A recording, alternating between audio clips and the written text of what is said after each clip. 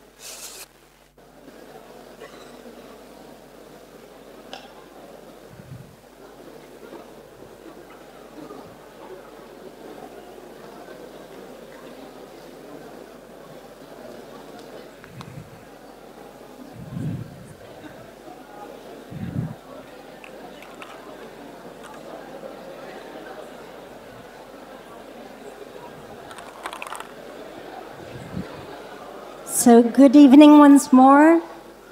I would like to welcome our guests first this time, His Excellency the Ambassador of Netherlands, Mr. Dan Huizinga, and Regina Lokotová, the Rector of Archip, and Winy Maas and his Y Factory team, which is Javier Arpa Fernandez, Adriana Ramon, and Lex Telou. Dear students, colleagues, and architecture friends, welcome to the opening of the 7th November Talks in Prague. The lecture series started at this faculty by Zdeněk Zavřel years ago, and it is a lecture series on contemporary architecture which takes place every November thanks to the initiative and funding of the Stowe Foundation. Parallel to our Prague lectures, November Talks are just now happening also in 5 other schools of architecture in 5 cities: Stuttgart, Graz, Venice, Paris, and London. And you can access information about them through the website of the stostiftung.de. As many of you know, our November Talks are always dedicated to a certain overall theme. After the theme of visions in 2018 and transformations in 2019, we explored the theme of taking risks in 2021. This year, the theme we chose is futures, time for a change. We think that with the advent of digital technologies, many new concepts in architecture and urbanism were developed in the last 30 years, leading to new possibilities of performance and efficiency in design, realization, and the use of our buildings and cities. All of that in order to achieve a climate-neutral world by mid-21st century. Our vision of a smart future full of smart cities and smart buildings was recently abruptly shocked by the COVID-19 pandemic, the Russian-Ukrainian war, and the accelerating climate change. The extent of human and natural suffering occurring simultaneously in various parts of our planet has revealed the deeper problems and inequalities within societies around the world than we were previously aware of. This situation forces us to radically reassess our current priorities and models in proportion to our shrinking capabilities and accelerate the need to work harder, faster, for a better, sustainable, healthy, and resilient planet. The question we are, as architects, facing is, how do we imagine this better future? Winy Maas, MVRDV, and the Y Factory is our first speaker, and because he is also the visiting professor for this academic year, I would like to ask our Dean, Mr. Dalibor Hlaváček, to introduce him. Thank you.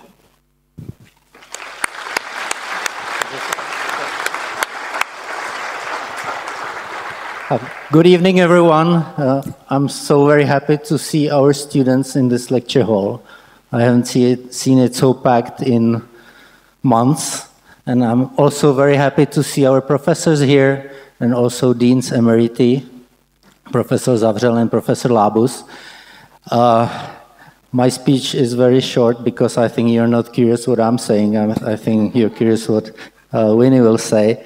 But just to make it short, when I came into office last year, one of the first things I did is that I set up a permanent visiting professor studio. The aim of the studio was to attract inspirational personalities from abroad, to bring in new topics and new methods to Faculty of Architecture. And I'm very thrilled and honored that Winy Maas took this challenge and accepted to be the first one. I'm very excited and thank you for being here. Not only you, but also your great team from the Y Factory who gives a lot of effort into this studio. I'm also very thankful for the Kingdom of Netherlands and his ambassador who gave patronage over this visiting studio, which is actually a tradition of a fruitful cooperation between Faculty of Architecture and the Kingdom of Netherlands. So it's also very symbolic that the first visiting professor is from the Netherlands. I think you know Winnie, so I don't need to introduce him very much. But before I give the word to him, I would, on behalf of the rector of the CTU, like to give him the degree of a visiting professor.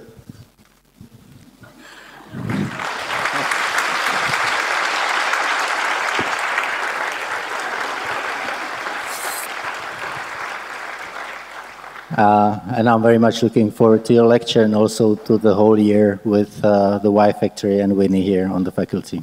The floor is yours. Děkuji. Dobrý den. But that are the only words I know for the moment in Czech. So the rest I will do in English, so to be honest. But you asked me to deal with you, dear members of this academic environment, as a start of thinking with you on the future city. And the best question that I can always ask, and it's embodying, I think, everybody of this community, is what's next? Huh? And how to deal with that, what's next is. It will take 1.5 hours so to bring you through. So there are still some seats here, 3 and 4, so if you want to go down, that's up to you. I will take you to 8 chapters to steer you through this logic, as I hope, this series of argumentation to think about future and to give it somehow like a step-by-step method. First, a long introduction I will give. It is at the very moment that we speak, 7th of November 22, I have to think what is now. I see indeed, as Irena was saying, a war around us. I see an enormous drought appearing in our planet, and especially in Europe, that leads to a lack of water. I mean, places like the Netherlands look like Tuscany these days, and our rivers look like this. It causes fires, other ways of dealing with our agriculture. There's an energy crisis, even a crunch. And we somehow protest, but we have to deal with it in a constructive manner. There's a supply chain crisis, where our building industry is not able to process on time so many stuff. And yes, there's an economic crisis, where inflation holds us in our grip towards the future. But there's also an aging crisis. The future is yours, but in general, you have to pay for my generation, which is terrible.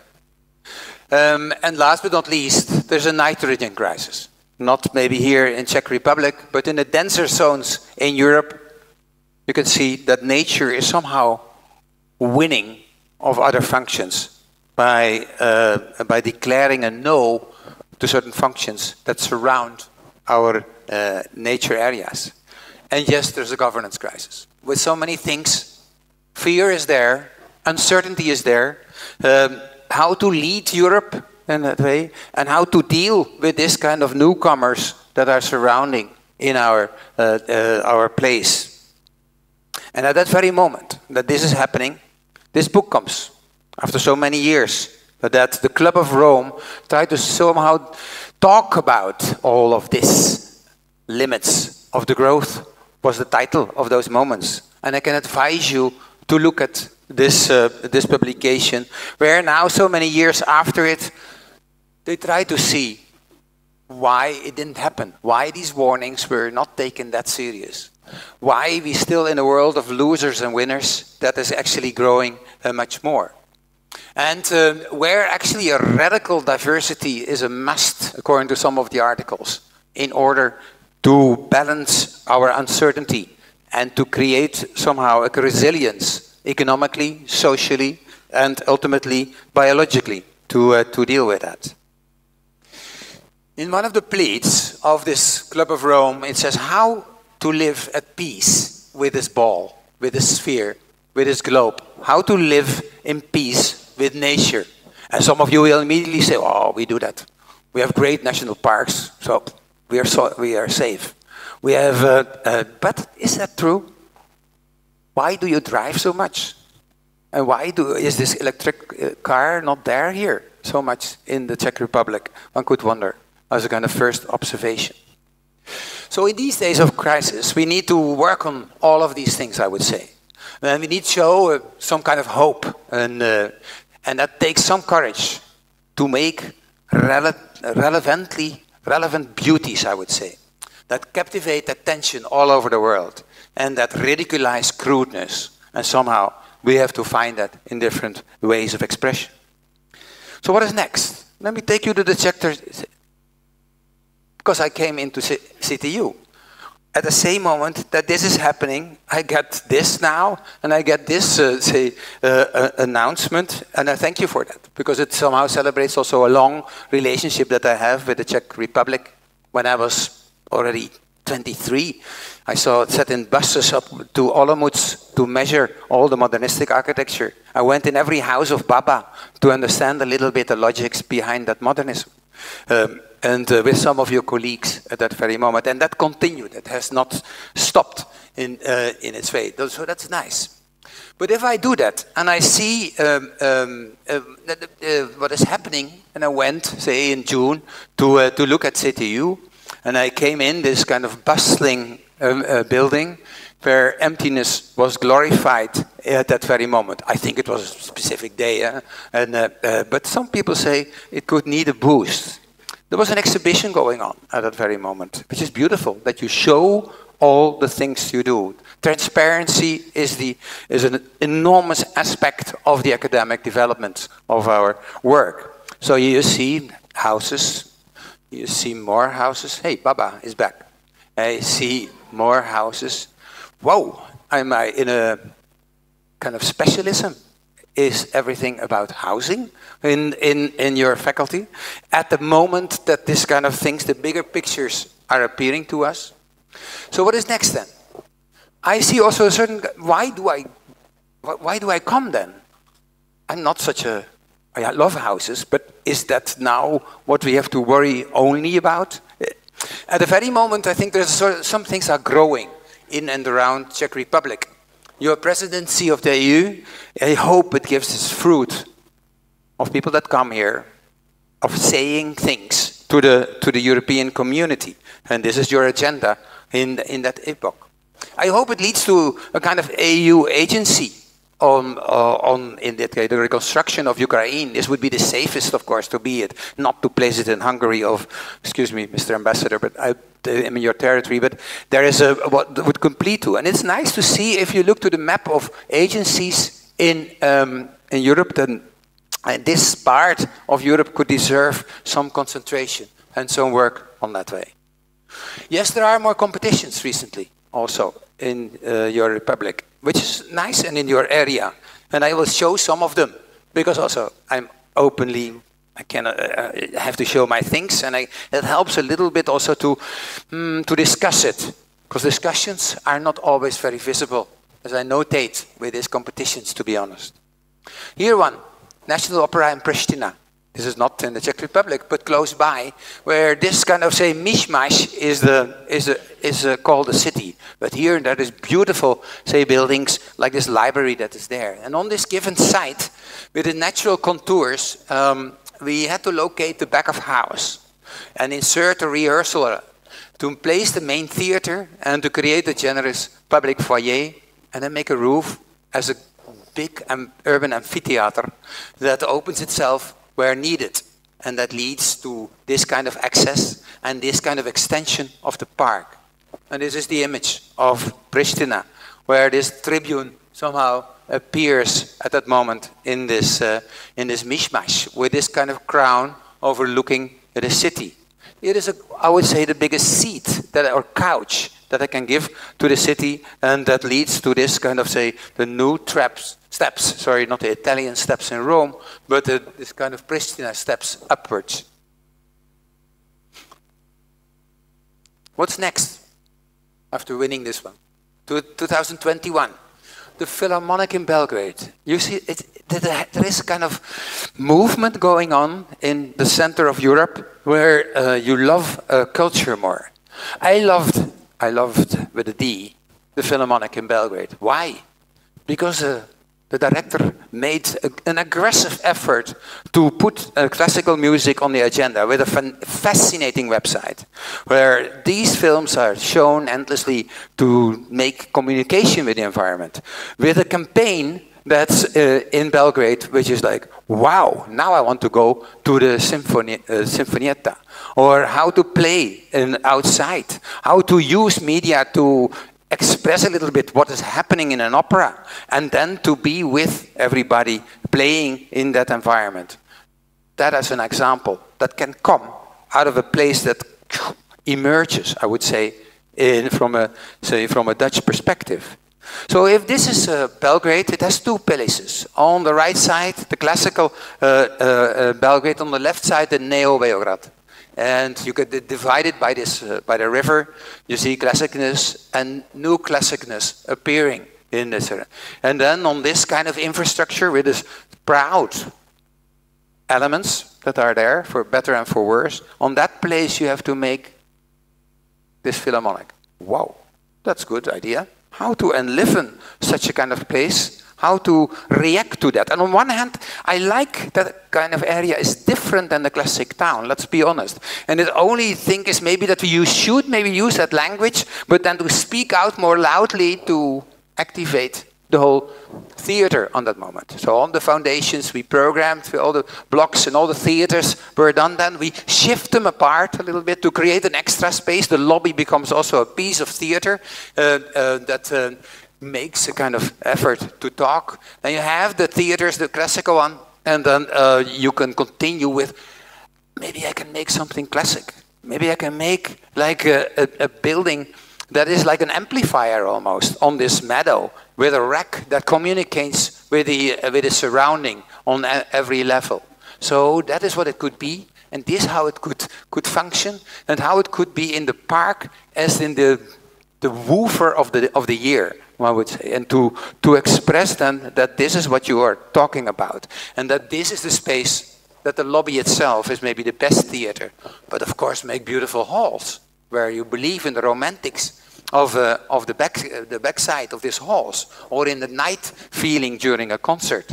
It is as if this building tries to learn from the lessons from Centre Pompidou and to create kind of an active communicator with the environment, so that somehow it uses the language of that neo-Beograd in a much more neo way, is what it wants to see.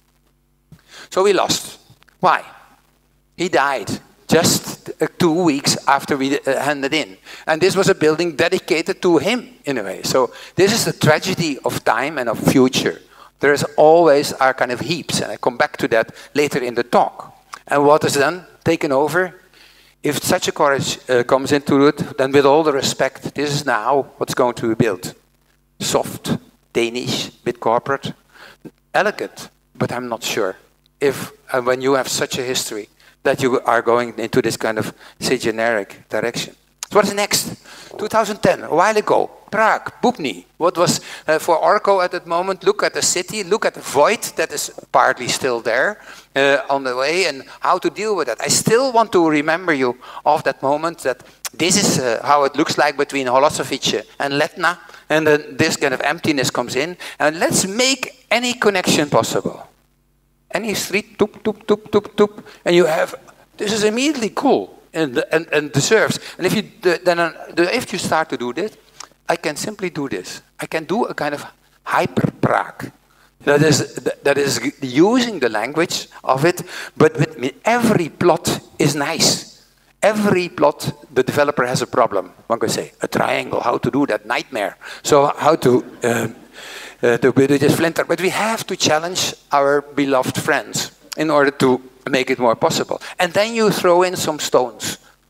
An old hospital, no problem. We lift it in that moment. A new mountain to copy Letna is why not? And then it's changed gradually into such a kind of composition with this kind of elements. Sometimes history repeats itself. And in places where planning takes time, and I think I have to admit that Czech Republic takes time for certain kind of processes. I say it friendly, no? Don't ruin my career yet. But then this is 5 years later. Wow, it comes through. But then, of course, in an optimized way. All square blocks and no surprise in it, in a way.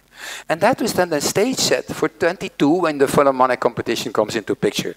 So there's the place, in the backdrop, these monsters that are coming in. And what do? Of course, we try to make at that moment a better connection with the river. We spread this deck over it and lead it to the metro entrance. We open up the dike with all the trains that are underneath, and we make this connection everywhere. Then this is the program that you have seen also in the winter, where these halls take up almost 80% of the plot. Whoa. That's bigger than the blocks, that's fair. But couldn't we compactize it in a way by stacking them on top of each other? That leads to this infrastructure on -1, on a socle of schools, on a floating, say, platform of theaters, and then this ultimately this restorative domain on top. You hang out the auditorium, put the infrastructure in, and then you make the structure, and you do a kind of echo. What is a nicer word for an opera or a philharmonic, is surrounding it that creates tribunes everywhere. Inside, outside, to be together in the most compact volume thinkable, where these voids are expressing itself. It's covered by pieces of glass and solar panels that make stairs inside and outside to climb this rock, this crystal rock, and how it is combined in this horizon. Here's this kind of, I think, most Czech element that I could make, and throwing that in your place. They told me, the jury, that it was not Czech at all. It was a kind of UFO that landed in. This is culturally interesting, because that's why I raised the point. How to interpret these elements, while on the other hand, you create this kind of new gardens, the music gardens, and creates endless stairs and tribunes, so that you can look to each other and talk about each other, where it surrounds these amphies and then lead to the viewpoints on different occasions. Soft. Big, yes, very true. And how this echo is embedded in it. This is what you get, maybe. And to look at it, it's smart, let me be honest, to my colleagues. And it's simply standing, it's a box with a good roof, one could say, how that evolves in it. What's next? 2022. I take you to Brno. And that was a while ago. and I love this project, so I want to explain it a little bit, because communication, as long as I understand, as a non-check, your communication, is not always very clear or very thorough. So in this case, who knows this, and why is this, has this come that far? On this very site, next to the central station, say surrounded by the biggest traffic node of Czech Republic, in this kind of empty land, there, this institute has to be settled. An institute that wants to think about the past and maybe the future of minorities, of a Jewish community, and later on with more that are coming into your country and are and because of many processes that are going on. Again, some words on the site. As it is part, it's on this part of the city plan, next to all the cultural amenities and pedestrian connections, as part of the green, no, not whole green area, with this beautiful Ringstrasse monuments that are there. It is taking part in a concept to talk about that history. And this history is indeed very double-sided. On one hand, you feel guilty. On the other hand, you don't feel guilty at all. That's intriguing, how to see how that happened in Brno. Brno is then some kind of extra, because the city is quite dominated by the richer part of the Jewish class that formed the industries, and that took basically, I would say, 30% of the city to structure it in all its wings, from synagogues to cemeteries to factories in different modes that gradually are becoming to be reused. And that leads to one of your most beautiful projects that you have ever made in the Tugendhat villa. But then everybody is gone on the space. So there's no Jew is living in Brno anymore.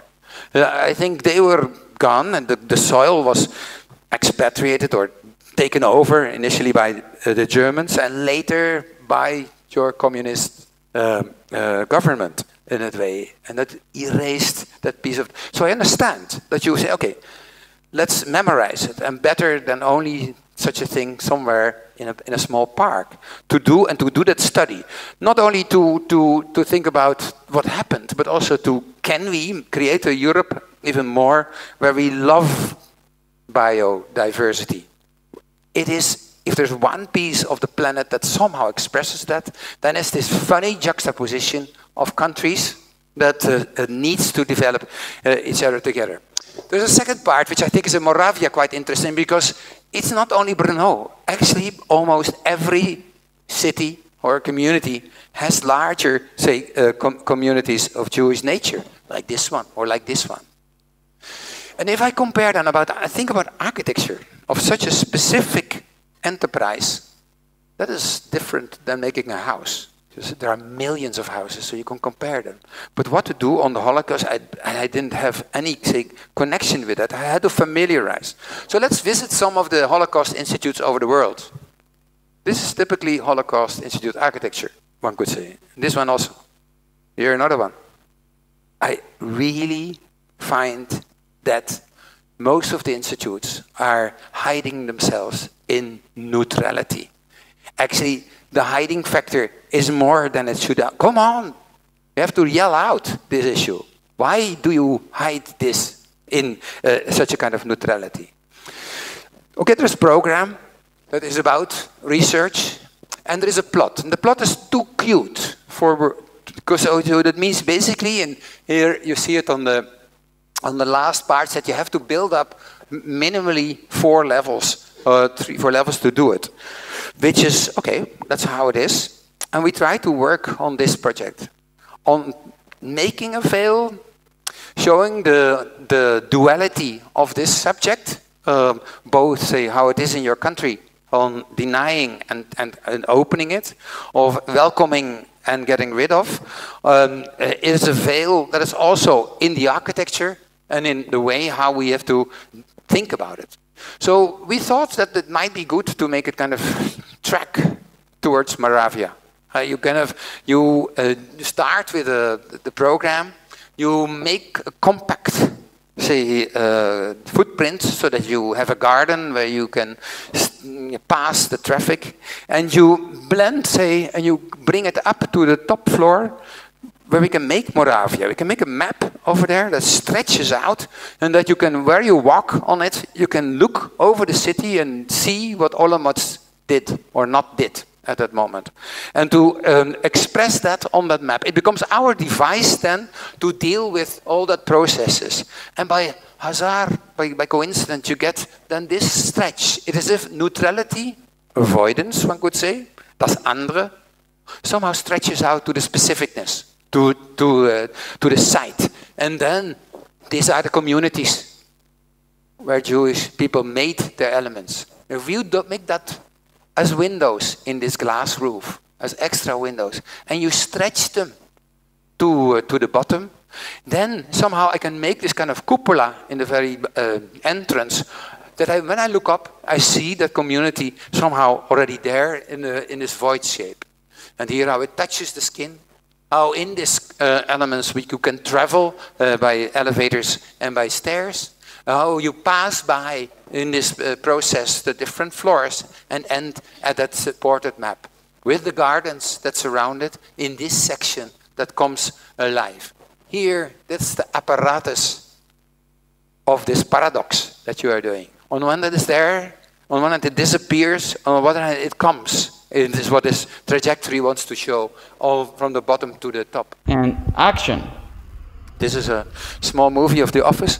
How here the effect could be seen in that way from coming in, and how it would lead to a map above, and how if you turn it, that you would see it from below in this new kind of cupola. A cupola, that thinks a little bit about some of the classic architecture in Czech Republic, but that faces then that combination. And with that element put on Moravian soil, I think you have somehow a trajectory between the past, between the city as it is, and heaven on top, to look to what had happened before. If I make a sequence around it, then this would be the veil that unveils that situation from the beginning as a lantern in the city, how it would be there, opening it up itself, leading to these cupolas, and then leading through these cones to the top where it disappears in the map of Moravia that is pointing towards the different directions of the city and the environment. Again, we lost.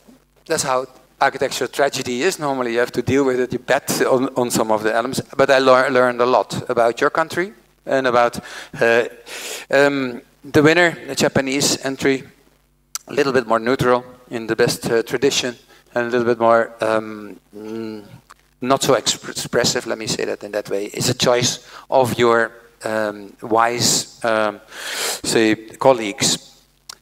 So what's next? I notate also an emerging energy in, not only here, but also in Central Europe, and we need that. So I will illustrate that, what I call with the Tirana tales. When I ask some people in Czech Republic about Tirana, they have no clue what Tirana is. Isn't that country where they are bribing everybody and where whitewashing is happening, where corruption is the center? So let me try to give it a chance, because that is what this puzzle of Europe is showing. This is a map of the wealth in the world. So in general, you see some light colors in Africa and in Mongolia, but there, also Albania is on that part. A while ago, and it has the lowest GDP of Europe, and how to deal that. What's before? So who to be blamed? Is what it. I don't know if I can Hosea, the dictator, I can blame him completely on that. But it's good to look at him, how he, as a partisan, developed his career in the Second World War, how he came out of it with it, how he started to work as an independent country. I find it one of the most funny histories in the that I can imagine, where he could reign for 40 years where he made basically the population love him, where he collaborated with all the political leaders in the world. Every decennium, another hero that he invited to participate in his operation, and that ended up with Mao on that moment. And he built millions of these protectors. A lot of social housing. You have to give him credits. That's worse now in Czech Republic and in the Netherlands. He made a university. He made an army, and the army was not so kind. He made a lot of places where you could be killed, and and then he loved, of course, his own beach and his villa, which becomes soon a museum, where he stayed over with his wife, that were like working together very hard. And then he died, and he left himself a mausoleum that became this pyramid, and a series of monuments in floral photography, how that would celebrate, say, the beauty of Tirana. So what's next? 92. Chaos came into after his death, and people started to get rid of the different, say, statues of him, and left traces where he was there. How strong can such a reaction be measured? That led in 2001 to an attempt to reorganize a little bit. And an artist became Minister of Culture, for better and for worse. You see him at that very moment, and painted basically some of the social housing as an act of organizing. I think that was a beautiful way of saying we have to change a little bit. And what is the next? 2004, he became mayor, and where he cleaned up this mess from left to right, or this river water system, or he planted simply trees to get it a little bit. It's very contemporary, you can say. That is what is happening. Then he became prime minister. What a career be, and still staying as an artist. And what he did that, you start to work, not only with him, but with more people that wanted to canalize this energy for better and for worse. I remember my first project in Tirana, City Tower, 2002. On that corner there, it looked like this. And then they asked me, can you do also a painting, like they did for... So first we did, I love Tirana, to underline a little bit the direction, but they chose for this one, because the flag is one of the sexiest of Europe, in a way, design-wise. Secondly, this building, that is where we developed with all the users, were not yet owners, the ownership emerged from that into this kind of appearance. So I didn't get more than like 2,000 euros for the whole commission, but it was like nice to start with. What's next? 2004, the Toptani on this spot. They were asked to make a market hall, because we made a market hall in Rotterdam, and some shops and some offices in it. So we made this market hall by using the shops in the beam, you could say, like that, and put some grass over it, and it would look like this, is what it meant. The jury thought it was Zaha who won. Who was this? So that's why they chose. So I had the luck that once I did a kind of comparison with Zaha Hadid, that I could win a competition. They were in a way happy it was not Zaha in the end, because the concrete quality at that moment was B15, I think. So maybe pebbles like this, and how to do that. So no, then the engineer said, maximum 2-meter cantilever per floor. Okay, and then you do it and you get this. So that's actually quite okay, we thought. This is a good translation of, say, Zaha Hadid into MVRDV. So that was kind of, and that happens here. You can make stairs to the top. You have a beautiful, say, entrance here, how it looks like. These halls, and how we can use old glass from the country to stuff it up. So what is next? I was surprised that belongs with that, growing with a change in a country, that there was an architect that has taken over.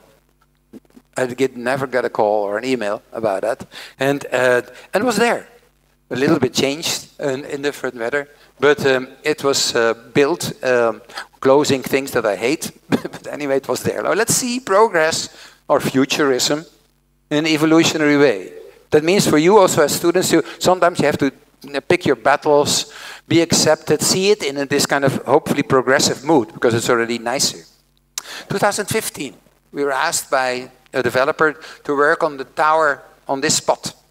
You see the part from what is the effect of towers, and that becomes now the core of the tales of Tirana. Is like you are on Skanderbij Square, designed by Italian architect in the 20s, and then every tower has an impact. So this is our tower at that moment that would do. Okay, fine. What do you do then in that? So we said let's put the tower towards the plaza as a kind of point of gravity, so that wherever you are, you do something on this togetherness of the tower. So here you see the site, how it was, how we pushed it in that direction. We started to work on a structure of basically of pixels of houses, and we pushed them in and out, and made somehow this kind of emerging country to give it again in the best tradition of their sculptural architecture, to put that in that range, and then you pixelize it with the facades, and then you have this object that somehow say, "Hi, world, here's Albania," and that wants to, with the lowest GDP, works on this kind of development with houses like that, where you can become a neighborhood of every element that works on this sculpture. So what is next? It was too red, and so we have to make it white. Fine. That's also part of the dialogue that comes into this perspective, and that is there on the market. So what is next is I will look in the beginning of this year. After the earthquake, they found out that all the stones in Albania are too soft. That's correct there. So at the moment that you put it in a high-rise, 140 meters, tuk, tuk, tuk, and they fall up. 2 people were killed already in another place. So the government said, no stones anymore. So this is what we have now. They crack, and we use them only in the lower floors, and have to make a gradient towards lighter panels, aluminum panels, which are photographed and turns into a fake nature stone element. How bad is that, is the question. Or actually it's a token of honesty that we could imagine. So I take you to a visit recently to it. Walk on the market, and I see the sculpture appearing. Still the scaffolding over there. I bring you into the apartment, what it gives. First, it gives indeed a terrace. And if you go out, then the vertigo fear is lower, because you can have a terrace next door, another person, you can give the beer or the wine. Further, here's how far you fall in certain cases. So it makes it a little bit more inhabitable, this juxtaposition of, and it turns it into a neighborhood. That's what you can see here, of different expressions. And then you get this expression which is there. And yes, it talks with Skanderbij Square. And by this, you can see now the picture how it is. And what is next? 2 days ago. Of course, it's Christmas starts, also like here. So he put on, my client, only the lamps in the Albanian map. I always warned him, no. The figurative has an abstraction factor. I come back to that later, because it's a kind of vulnerable element, to be honest on it. And they see it here, but actually, it is this what it does as an effect towards the city. So what's next?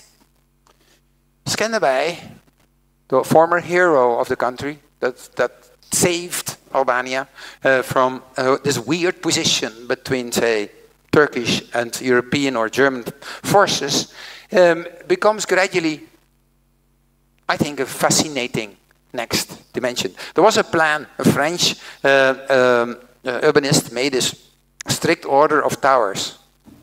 The reality is different, and actually maybe more exciting. This is what happened already in these last 10 years. How many towers come there? Not only of us, don't worry. There are many. Stefano Boeri makes one. But there are Italian architects, French architects, participating Belgians are there in a beautiful collection. I would say this is the Tirana collection coming up at that moment. So what can we then contribute? Here you see how the main street is happening, how you see the center appearing with the new towers, and I turn my head and I see how this collection is appearing. Wow, that's courageous. How long do you talk about the tower here? And to make it there, and then you put them outside, preferably, while you have some of the most beautiful towers made on the planet in Žižkov. So what can I imagine that here is happening? This shows that energy to do something. So we're asked also to make one. Here you see the next step, and that way is on that spot, and it should also again contribute to the series of sculptures. So there was a discussion: can we also make the figurative into a tower? Oh my God, that's a different logic. That's not like what you normally do. But what happens? Let's see. Look at it. This is the tower. This is how it adapts to the site, and how we can imagine that it could show a little bit the figures of the past only by plates, like Escher would have done. It is as if somehow this character looks a little bit to his country, like in a very melancholic way, I would say. The eyes are very melancholic in the end. That does lead to this configuration that looks now to his disciples in that sense. Over the edge or on the edge is the question. If everything is, how can we make characterful and contextual components that deal a little bit with the specificity of the site, with the culture history, in this case, of their architecture, that is very sculpture in that mode. Is it allowed to do that? Europe should give space for these experiments. That's what I can say. I know that architects can have a kind of culture of condemnation. If someone does something, bang, there you go. And you call your journalist friends, and then you are out. Happily, we are currently on the social media a lot, and then you have an open discussion. I will show that later. So here it is, and the construction at the very moment. Because you don't have to wait with a beautiful building next door. How it is, how you can see it happening and behind the scaffolding, and how, say, the houses are formed by this information. What is next? Halo is coming in, 2021. It's actually Skander 2, because the neighbor, that's the nice thing about this formation of density and making something special in a place, it pops up. It's, oh, I want to do that also. And so that is then what's happening behind it. Here you can see what the spot is behind Skander, how we can make the offset, how we can bake the tower and do an imprint of our fellow in that way, open it up, and we do a kind of, say, nice, say, landing of this environment. So when this is that situation, it becomes like that. And how it becomes part of an ensemble. They react on top of each other. So you can see this side and how the halo is working, and how you can make more streets full of restaurants and plazas that are surrounding these towers. That's another process than New York, how it happened. So here you have a very active, I would say, discussion on what it could be. So what is next? I take you to this place. If the formation of such a kind of center is a process, I think now also the cultural amenities are taking place. And there are lots of them. BIG makes something, there's OMA makes something. So on this plot, stop, pull back. I add one tower before we go further. And that's on this spot. So also here the next neighbor is doing and wants to make a needle, the needle of Tirana, to show it in that way. Not so high. Let's say 150 in the end, and then to show it, how can we use that also, that needle then to reflect on Tirana. So we make a glass, like in Schijndel we did that, we print it in, and we make a picture of the existing situation on that level, on that height. You can do it by drones, so it's all easy to do. And somehow, wow, here Tirana implodes and comes together in one image that when you walk around, on the back you see the mountains, on the back you see the sea, on the back, and the windows are embedded in this and create this kind of momentum in it. And that it continues. This is not the last one, and for many of my colleagues to do it. Now the cultural component, because you talk about like how to canalize money, and I know how much is whitewashing, I don't know, or how much is, where is the corruption, I come back to that later. So now in 2016, there was a discussion on what to do with this. There was a moment that it was taken over by young people, especially that slide it down, sometimes with some some issues, that have some hurt elements, and how to do that then. So in the discussion, what do you do with such a kind of monument? Shall we erase it? Some people say. I'm not sure. Shall we completely make it, repair it completely? No, Cyrus. So somehow in that process of discussion with many of the intellectuals of Albania, there was this choice to somehow inhabit this situation. Inhabit it with a school, inhabit it with new functions. And repair then the possibility that everybody can go on top by stairs and a lift to the top, by maybe some gliders, and by inhabiting that and connecting it, and by opening it further to turn it into an open space that would then lead to such a kind of inhabited monument. It was too much, of course. But on the other hand, it helped to direct a little bit the discussion between the haters and the lovers. So I could say. And so I feel like a psychologist, basically, to work on that. So what is next? Here you see what is happening. The existing situation, we open it up, clean it up. Tiles are really bad, and how to keep it connected with the stairs. Not everyone, because one we kept as a slider. And add the school inside. Connect the landscape through it. We filtrate the microclimate with the scoops that are fixed on it, and we turn it into a public pyramid, inside and outside.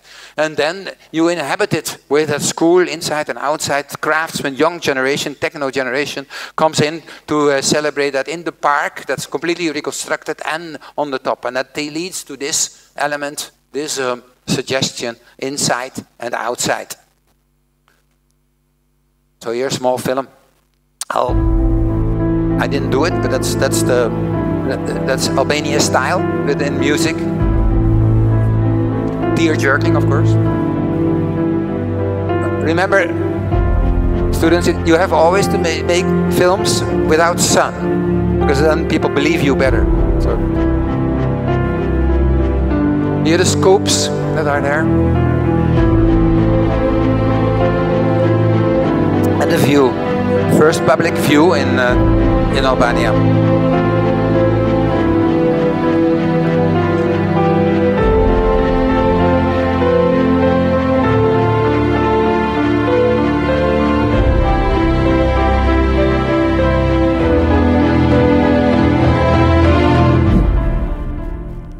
What's next? February 21, 80 opens the pyramid, and we start getting rid of all the elements. The statue was away. You can't find it. But we have a spot later to make him, if wished, he can be there again. There was a big discussion on how, that kind of outrage, how to do that. One, I'm considered as a foreigner, so that means my situation, even if I'm European, is of course an issue. But on purpose to have an open or international discussion could be helpful, and was explained what we did that. So we explained thoroughly this process in order to, there is always a choice, and how to balance the choice. What is a democratic choice? You should have maybe had a referendum, like Switzerland does, or not, but that was not yet the case. And what is the situation these weeks again? So here, the park with the settlements are coming of the different, we split the school and all its functions in different elements. And yes, this is of course the room like this, that is somewhere sprawled in the park. We go to the pyramid, the stairs are there, I can go up and I am on the star that's on that roof and look over the city. I can go inside, I see how gradually these boxes are maneuvered in this outside space where you can walk around up to the top. And how then also the slider is still there. So what's the next? Discussion on colors. Of it should be more colors, like in the best tradition of Albania. At this very moment, we decided for a rainbow, how to be inclusive, and to tame them down. Not so Dutch, I would say, more southern, to have this kind of connection that is then spread over it. A big tombola in discussion, who gets red and who gets green of the neighbors, and ended up in this composition that is leading to this composition. And we'll be there in a couple of months. So what is next? Some thoughts. In these nearly 8 decades, we have witnessed uninterrupted change. AD speaks to the UN. Transformation, unprecedented mobilization, continued solidarity, and an all-time imperative of the need to work together. As a result, the world has known undeniable progress on many tracks. On the other hand, we must never forget that our journey has been bumpy. Many times, we have also witnessed terrible setbacks and even reversal of progress. So, trying to explain basically the operation, I find it very courageous. I wish that Mark would give such a speech, my ambassador, in New York in the nearby future, to talk about that time, whatever it is, and as a kind of dwarf in our environment, this might help. And this is 2 days ago in the Netherlands, about AD. Are we ready for the EU? No. Honestly, we're not. We have a brain drain in Albania. People leave. Architects don't stay there and go to other places. How to make a university that is sexy, attractive, and innovative is an issue. About corruption, yes, it's there, but there are more court cases, than per person than in Czech Republic these days. They act quicker, and yes, there are people now condemned as criminals, which is a matter of hope. And then, Mr. President, Rama was asked, what do you think now about your situation? He felt to be blessed within Europe, but indeed one of the nicest cultural heritage in the world, and a project that doesn't know yet its equivalent, this Europification. And last question, what can Albania add to Europe? And I love this question.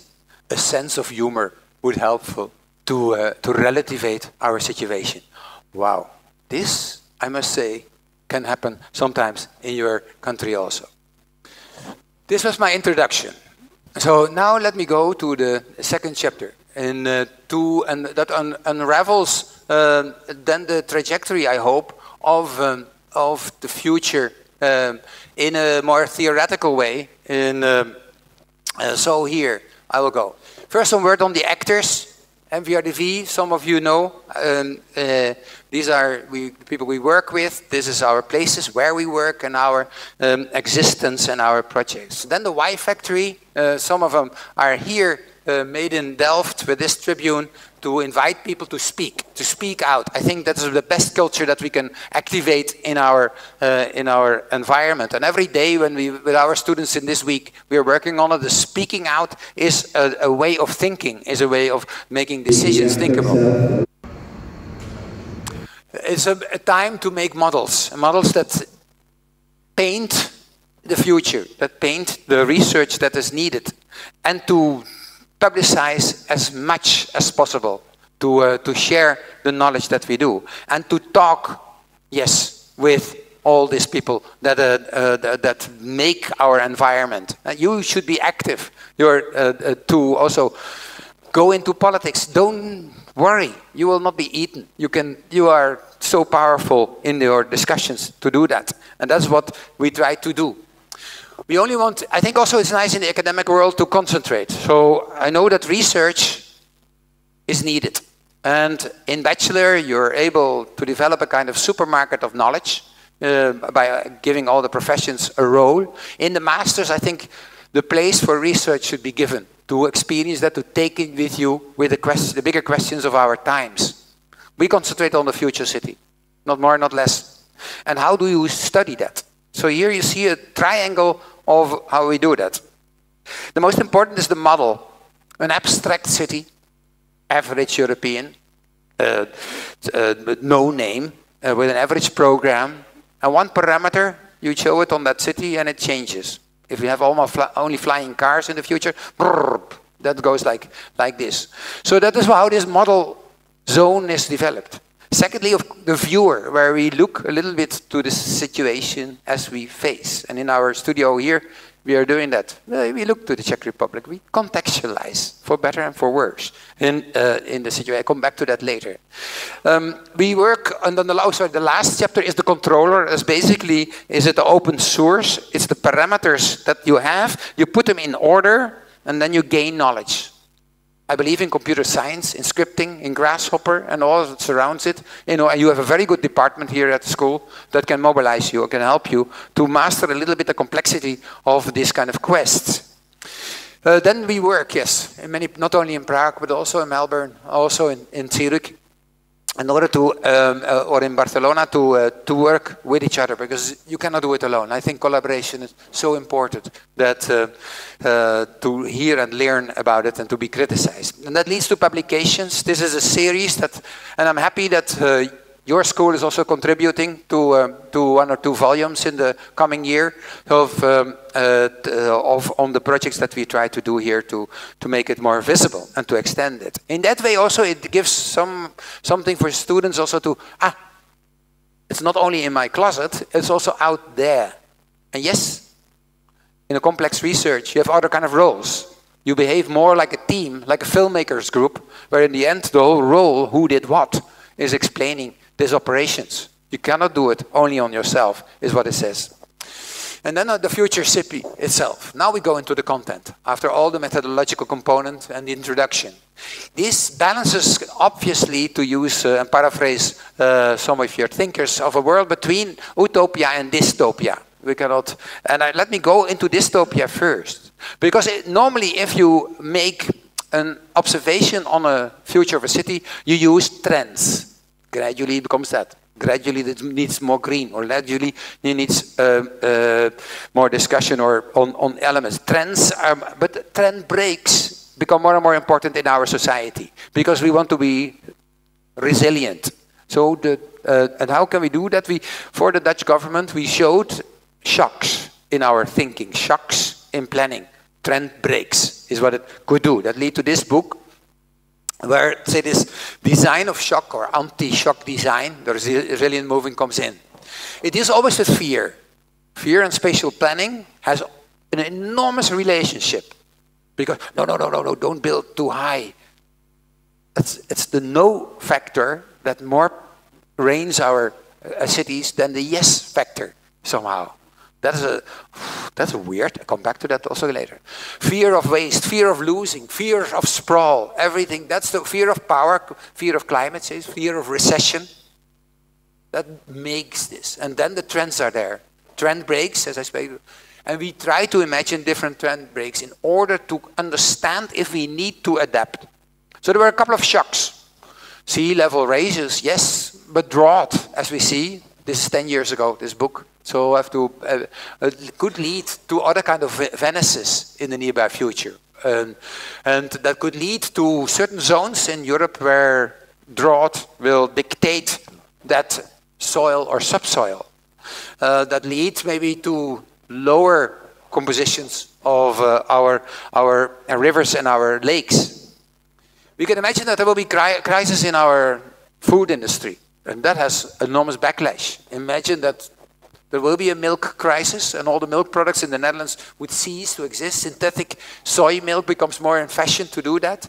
And that leads to another kind of countryside in the Netherlands. We were talking about what happens if there is a disease. What 8 years later happened, basically, after this book. What could that mean? That in that disease you declare emergency of the avian flu. There is in the pandemic, there is a lot of kind of quarantine measurements. The Dutch are going to live apart more and more, the tendencies that are there, and in order to have another kind of urbanity. You have been talking also a lot about like living in the countryside, and somehow with new technology it was there. For the moment, I think it's needed to think in terms of density, because especially in Northwest Europe, there's not enough space for agriculture, forestry, and water management. So this density helps on the short term to solve some of our problems in terms of ecology, to do that. On the longer term, that might change. If we have technologies where I can freely fly or drive without any repercussion on energy, immediately we will have the widest sprawl. If any material in the future is biological, then it doesn't matter where we live, because we can, and it's adaptive, that could be done. So, but this would be a pre-step for doing that.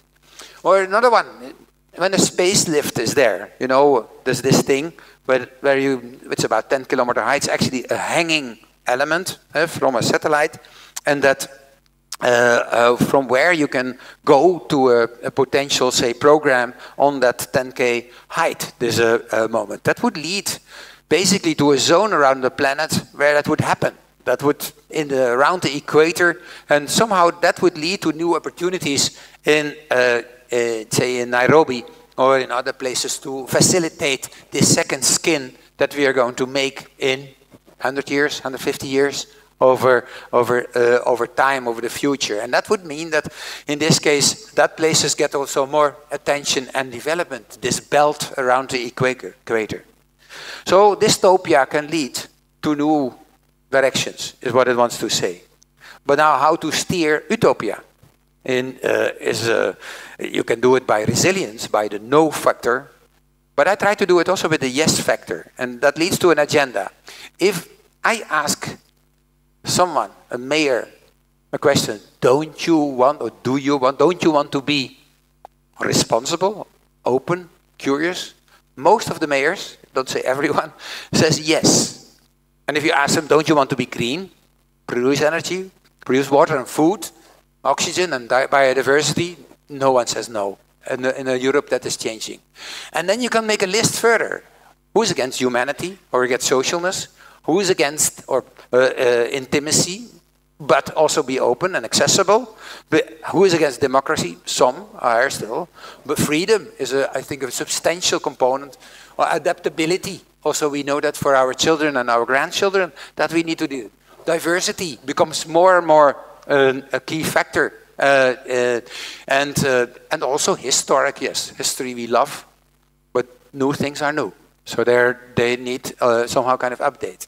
And in the end, architects also, don't you want to be lovely or beautiful or exciting? Most of them say yes, not everyone. That's the cultural component that some of you say, and that you have to monitor. So in short, don't you want to be wonderful, is the question that we could, where utopia could come out of it. Then I have a shopping list of things that we have to deal with. And I want to illustrate that. That it needs to be done on all scales. Houses, yes, your production of houses can contribute to that, can make a place more wonderful, or more green, or more open. Toilets could be better if they are reproducing themselves on the spot. Then I don't need sewage systems anymore. But it has a magnificent effect on that way, all scales. And yes, our cities should do that. So what I will do now next is to show some examples. Chapter 4, open. If we want to have a society or a city of the future, we want to breathe. We want to breathe in cultural terms, and that was part of this shopping list that I read on top of it. And I show you some projects that are doing that. Porosity was an attempt to attack these monsters that are produced over the planet. These towers that are so introvert. You have one door, you go in, you go to the lift on top and go back, and that's it. And what can an architect do? Windows, a little bit, crown on top, but so boring and so asocial. So when one student made this Lego tower, and he said, boop, that was actually so beautiful symbol. How can we open up our environment? And what we try to do in this film, you see how if one student asks, can I, for instance, open the tower in step by step?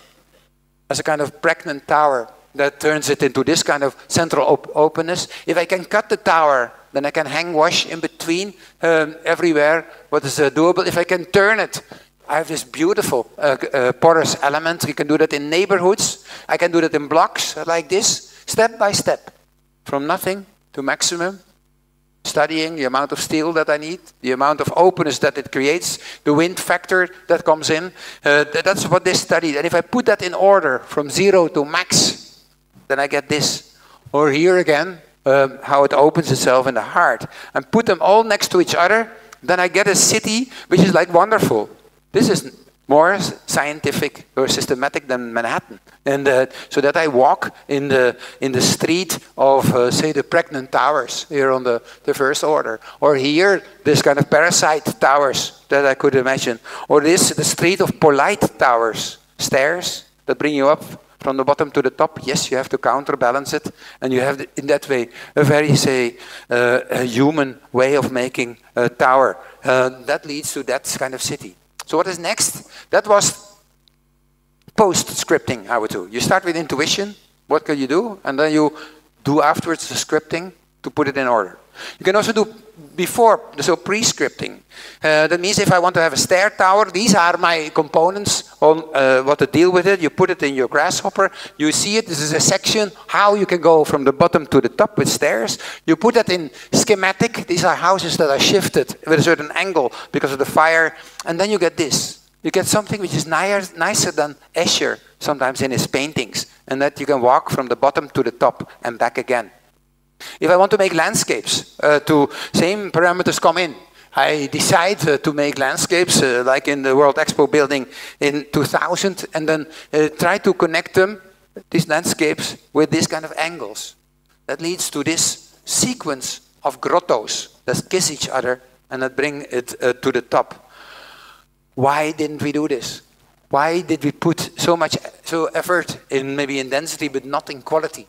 Quality that can be created for the social aspect, for the cooling factor of such a kind of pockets that could be imagined, or the ventilations that could be improved in that way. And that we try to steer in this book on porosity. How much does it cost? How much does it validate? And then you have a beautiful series that you can see now in Centre Pompidou. They bought it so to get it over there.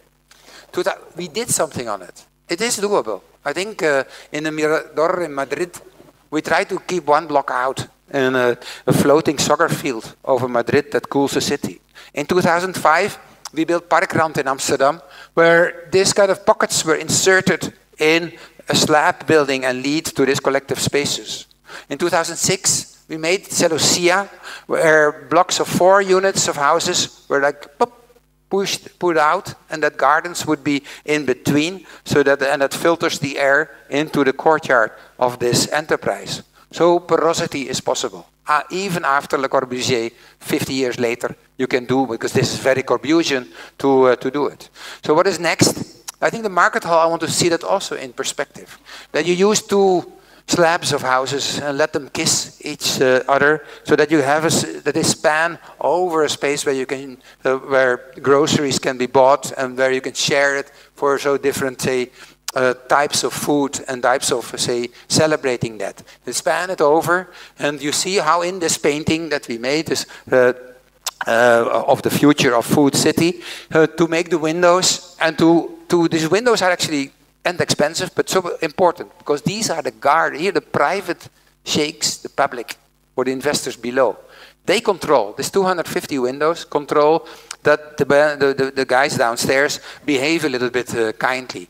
And they become like paintings in your bedroom, or in your working room, or in your patio on the top, where you can look down and your kid can play safely floating over the city. I thought we had that chapter already about fear. That was over, no? Technology can do that. So this is how it is, and how also part of the porosity chapter. PowerPoint 3. So where it is here.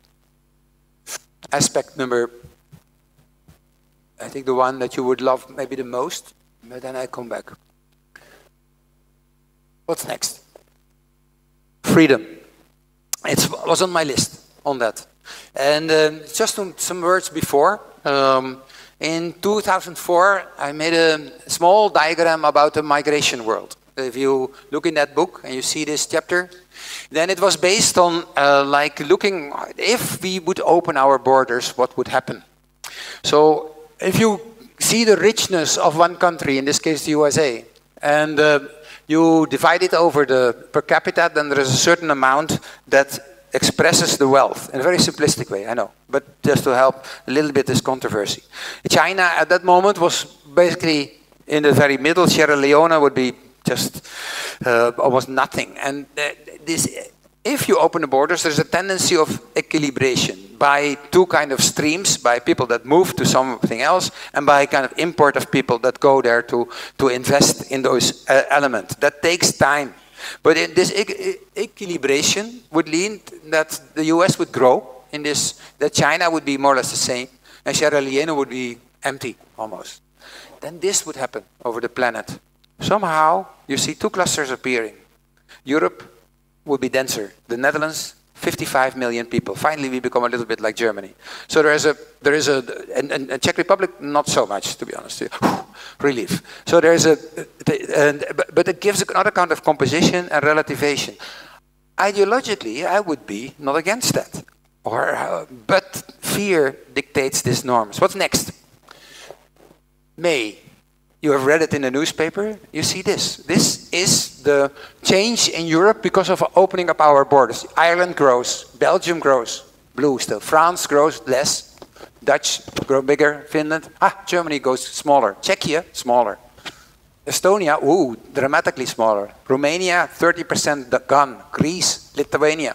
So these are the expectations of that map that you have to deal with in our... I think it's fine. Please, this is the project that we are facing. That's liberty also, and freedom to go. So what is next? December 2018, we made this book, The Vertical Village, which tries to express another kind of way of dealing with this kind of production. If we build this sequence, and you come as a couple, and you look to type A, type B, type C, everything is the same. What can you do?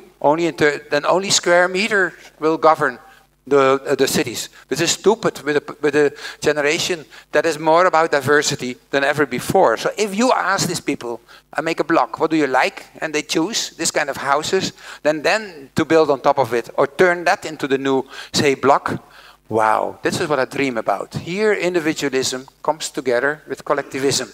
Here freedom settles with responsibility of a dense situation. And if that would be the juxtaposition, this would be the in-between space, porosity, I showed it before, to say what that could be, this vertical village.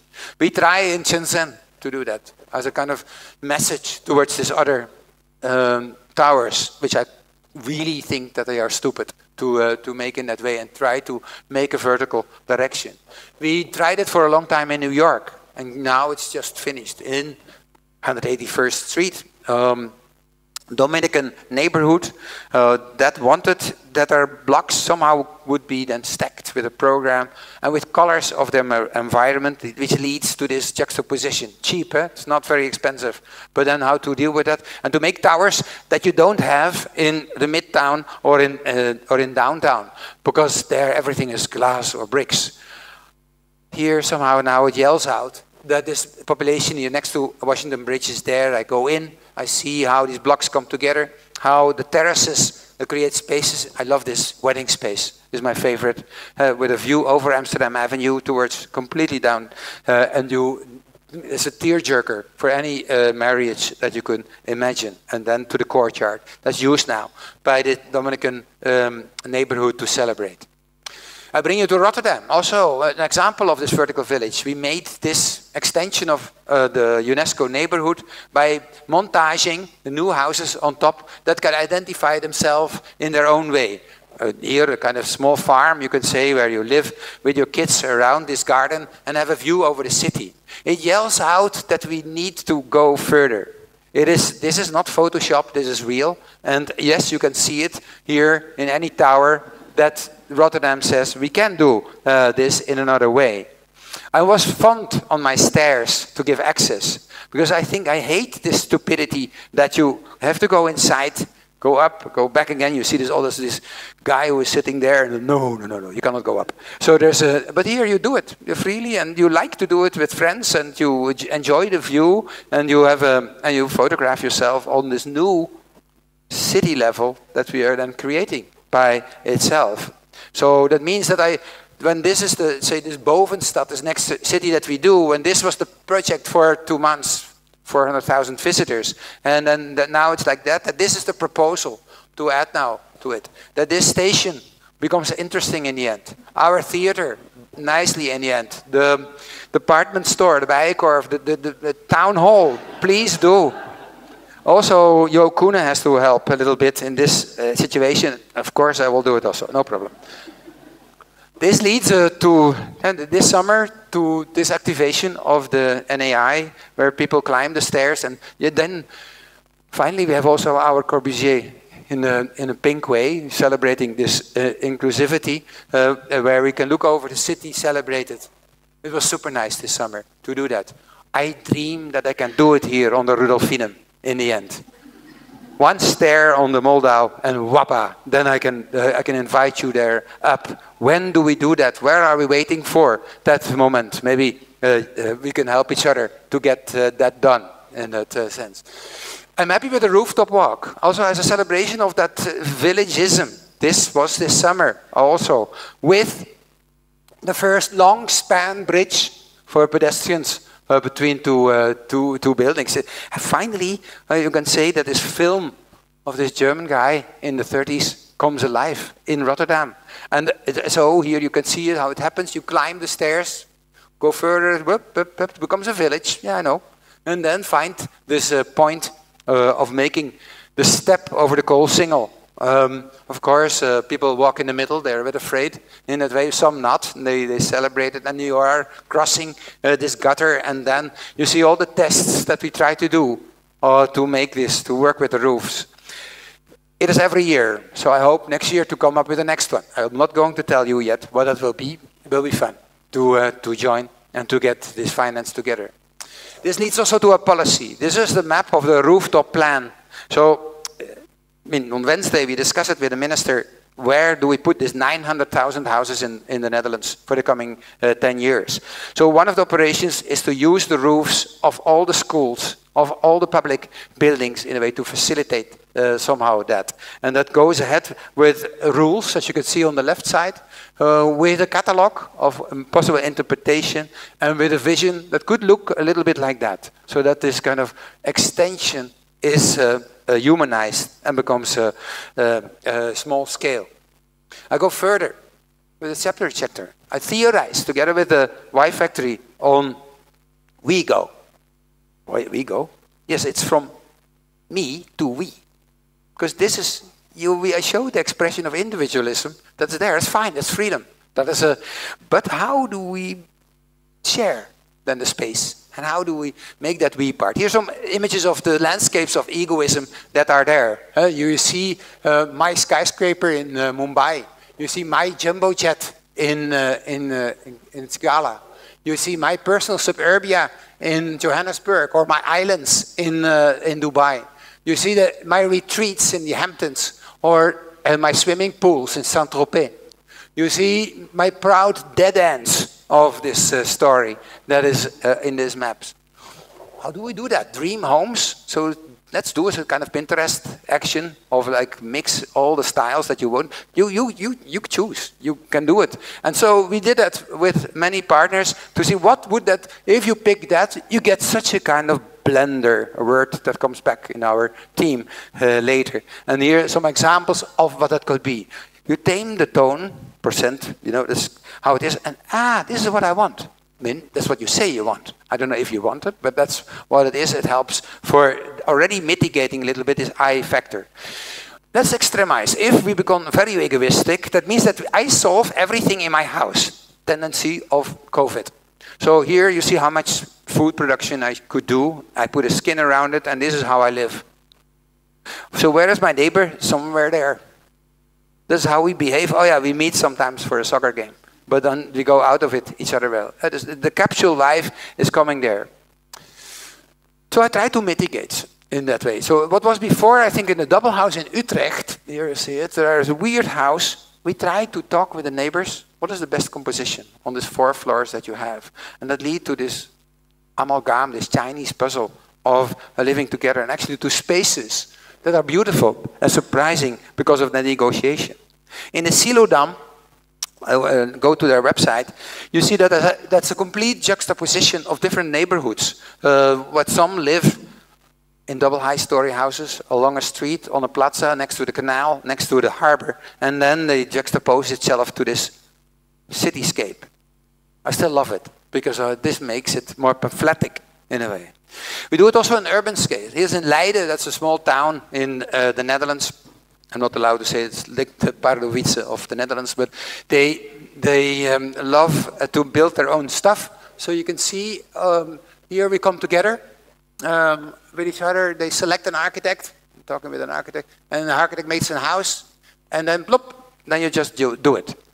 This is Baba 2, in a way. It's like, make it much more experimental, how it looked like, and then now the streets are there with these houses. Please visit them.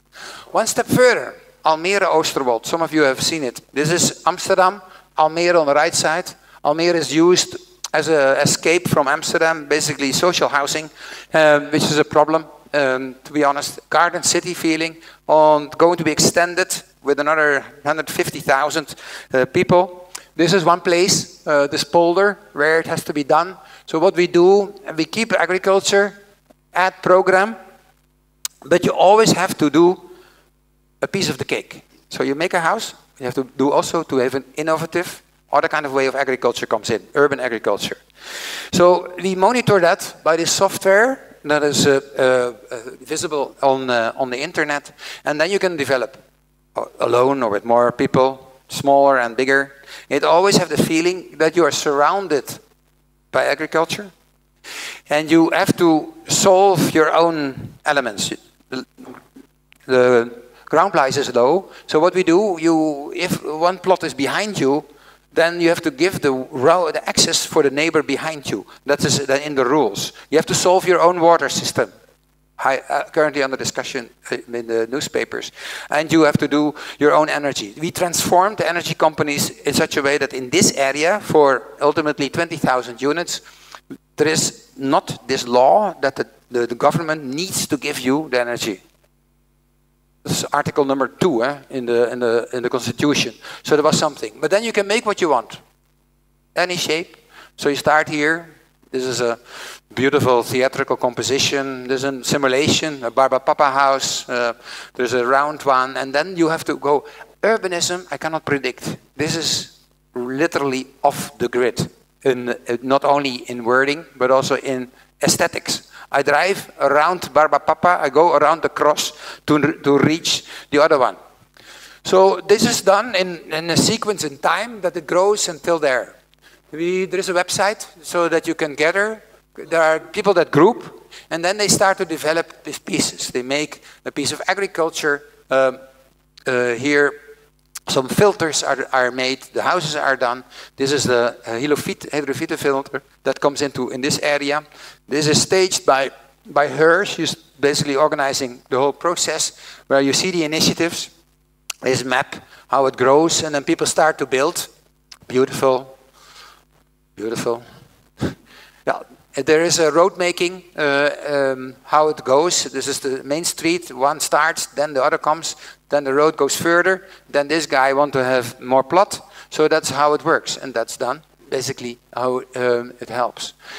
Of course, people don't know how to make a road. I know. So they organize themselves. They.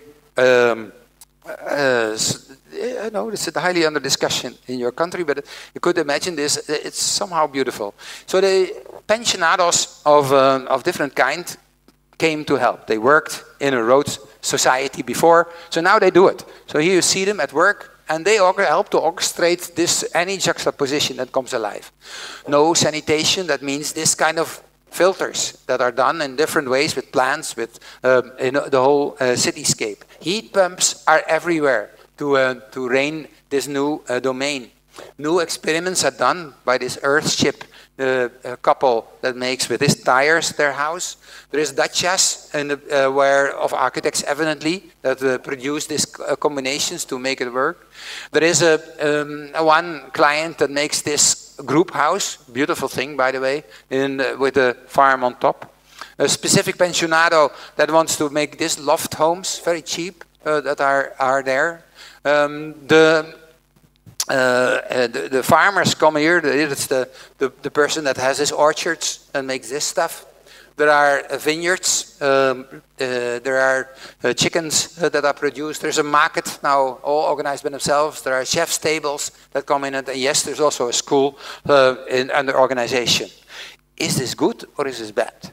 I think within the landscape of the Netherlands, it's good to make somewhere a place where you can do it yourself in order to see what comes out of that experiment.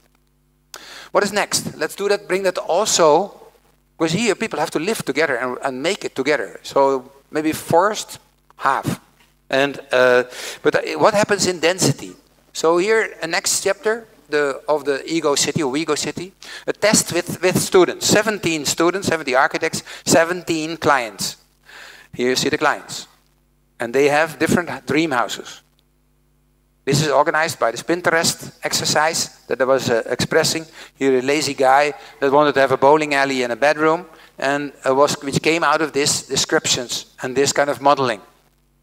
I can do that also with immaterial character, and that leads to that house. So here you see all these dream houses. Normally you put them in a landscape like in Baba, so that it's free, nobody against it. But the interesting part, can we make Baba in this way? That they come together, and that the vertical Baba comes alive. That can then be a game. So we did different games to test that.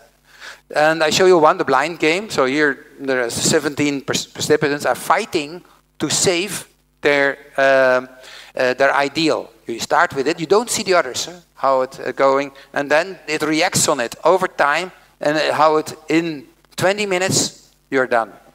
So this, of course, you have to be an equal gamer, that is fair.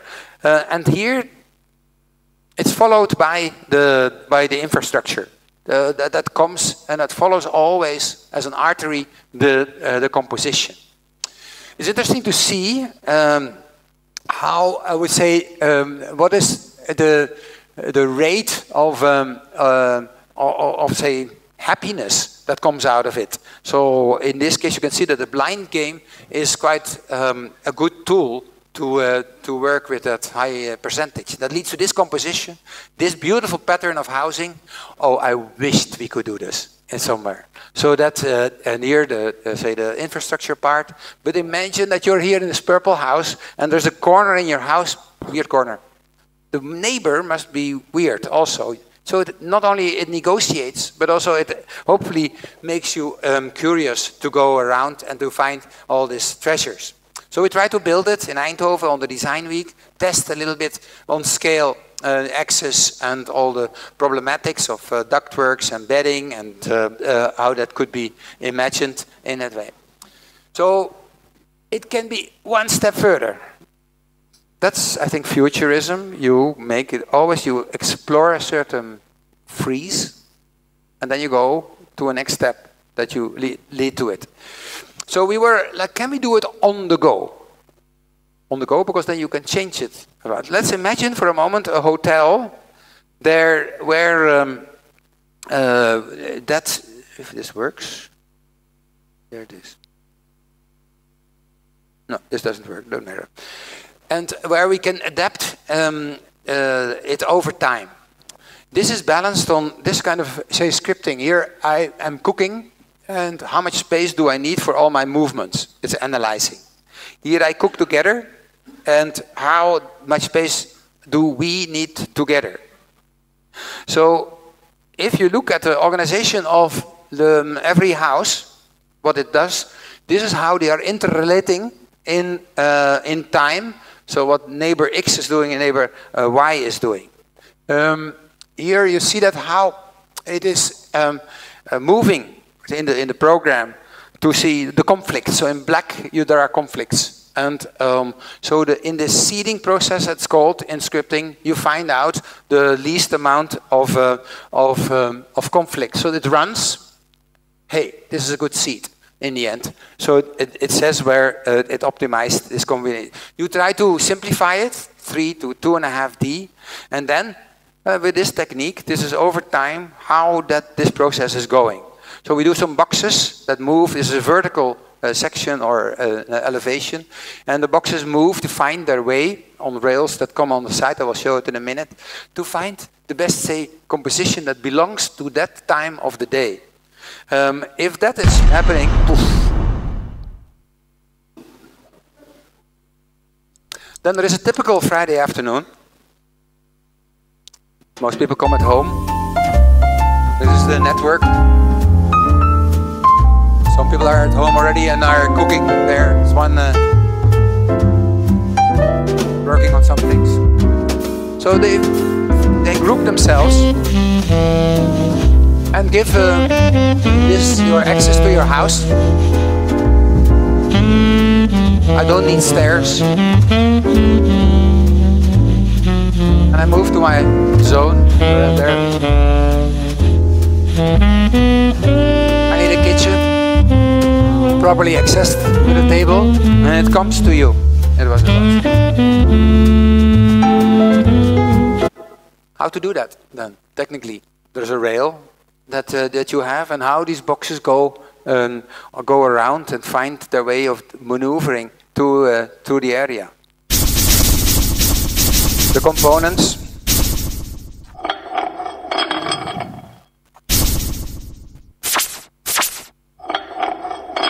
And now it leads to this prototype that we make.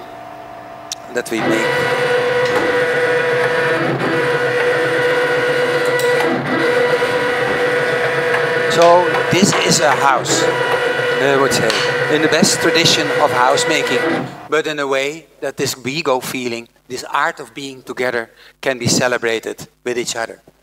What is next? My conclusion for today. There it goes.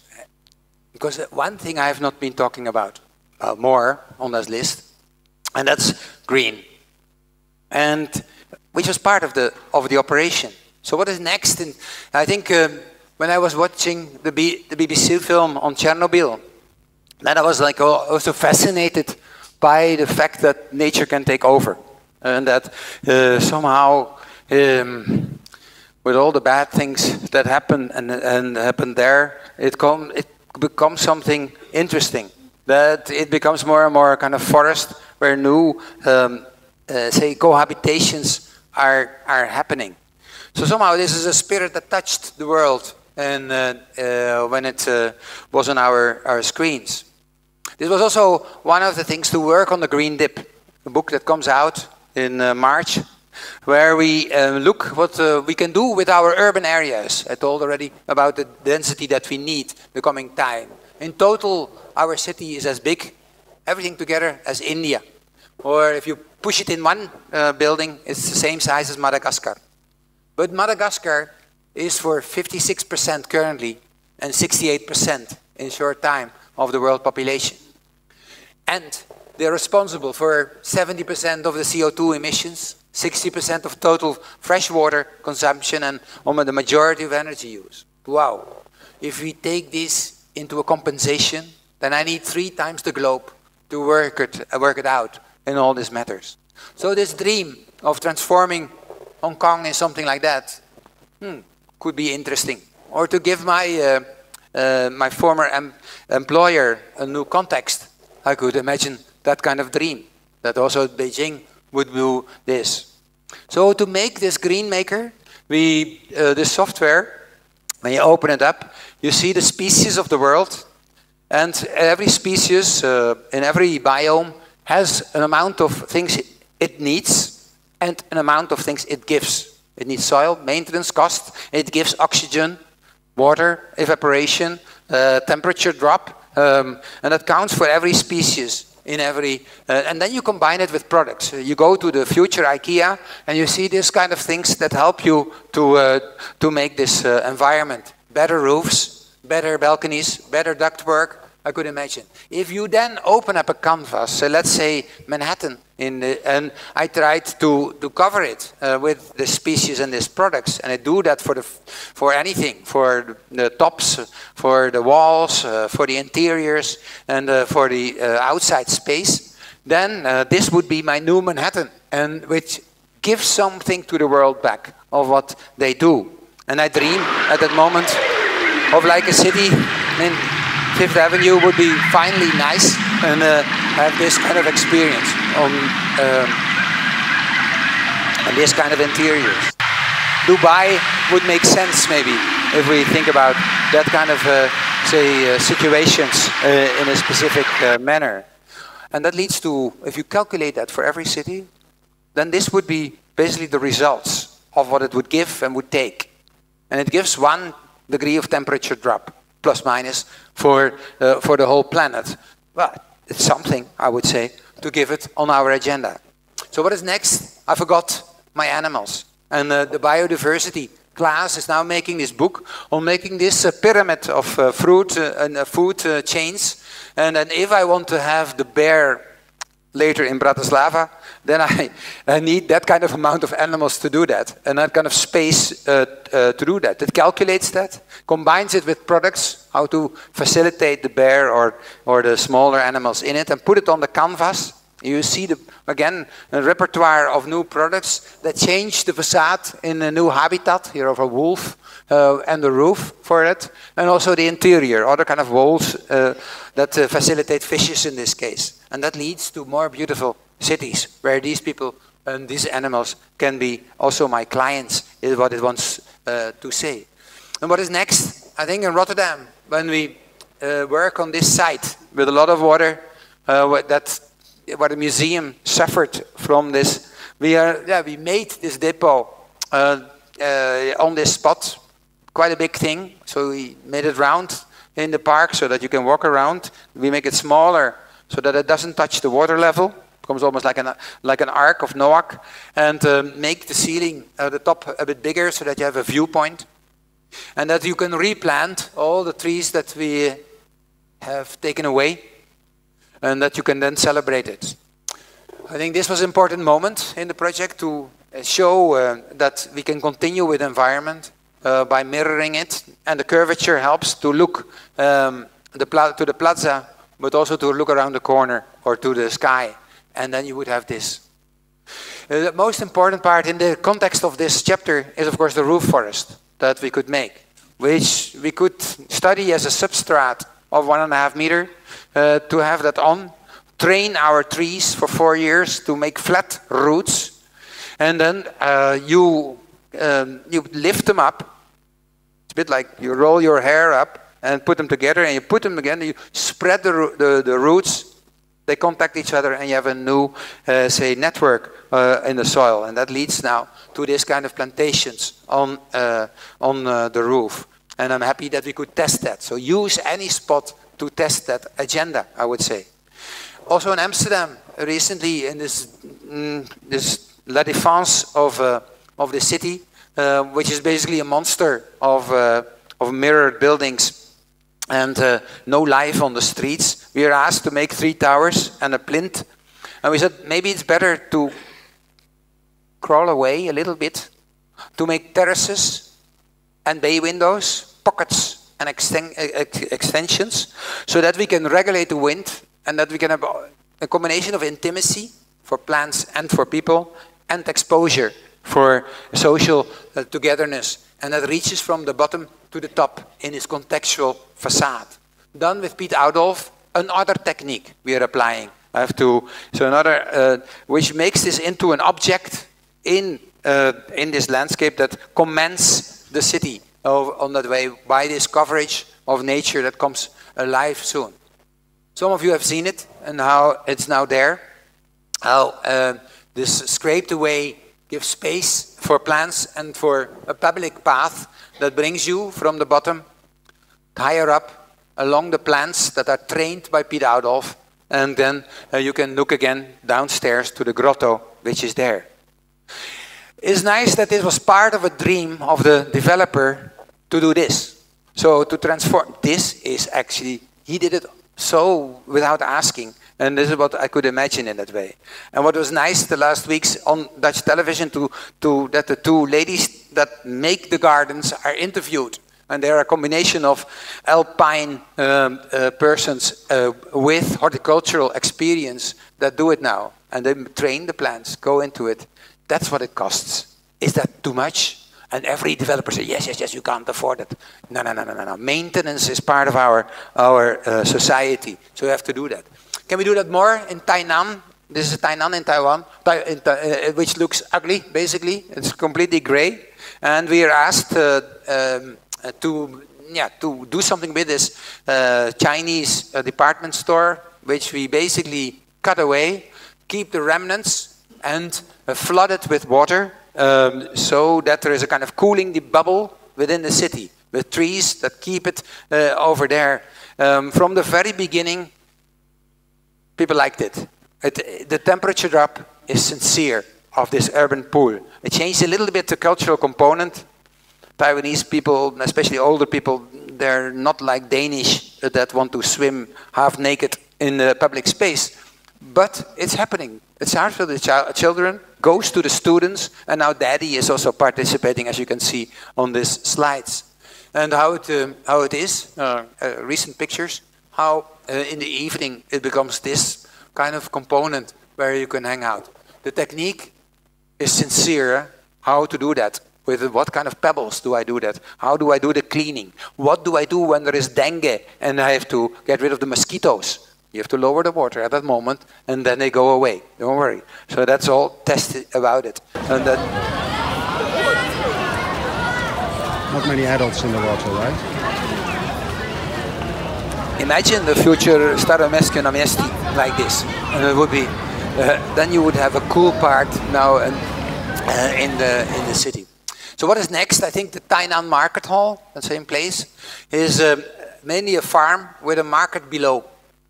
And looks like that. Very simple in a way. So there it is. A couple of weeks ago, how it's now structured. And how we are working now on that roof to get people there up with the different contour lines to make that farm on the top and that restaurant over there. So any project might help. That's what I want to say. And it's more than green. I also in Taipower, a new office building on the coast of Taiwan, facing mainland China. On this side, with this envelope, we had to subtract. We try to maximize it for solar production. And that leads to this cutting away, to this shaping, and then to a covering of the panels that are oriented towards the perfect direction. And you get this solar rock on the coast of Taiwan that says hello to everybody that wants to go there. Yes, also the doors are part of it. Also the windows are doing it. And then I can do a kind of hyperbole, because everybody makes solar panels, I know. But when to make it more apparent? And we need these hyperboles to make it more visible. We have to exaggerate, is what we want to say. And also in Shanghai, a building where we cover this with this carpet of solar panels that create this a space in between where a kind of climatic shell can be done, and how a couple of weeks ago the start of the building was happening. I bring you to a larger scale on that. The Almere Floriade. Some of you maybe have been there. It's again in Almere. I'm not going into it. We won this bid 10 years ago with making a horticultural World Expo on this site. This is the site as it was. On the right side, the center of Almere, designed by Rem Koolhaas, and on the left side, our extension of density.